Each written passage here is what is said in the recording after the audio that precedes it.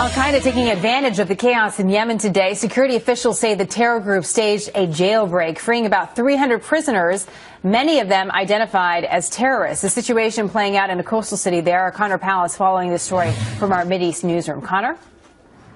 Yeah, Jenna, despite a week's worth of Saudi airstrikes with the goal of trying to restore stability to Yemen, and just the opposite, the situation there continues to deteriorate really by the minute. The U.S. military has long used Yemen as a site to target al-Qaeda-linked terrorists, but U.S. forces pulled out about 2 or 3 weeks ago after the chaos there has really just escalated, and Saudi Arabia is not targeting these al-Qaeda-linked militants, instead focusing on Iranian-backed Houthi rebels.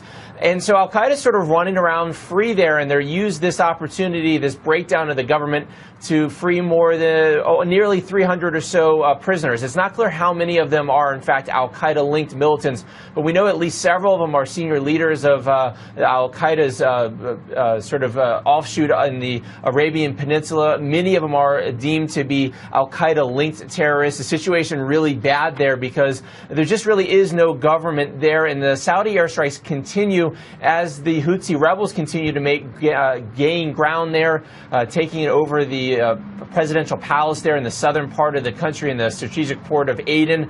And there's a lot of questions about what type of effectiveness these Saudi airstrikes are actually having on the country of Yemen. There's a lot of concern that they're just adding to the overall chaos there and mayhem. And as we're seeing today, without a central government and with the Houthi rebels on the move, groups like al-Qaeda really do have the freedom of movement there. And there's a real concern that this is just only going to deteriorate further, Jenna.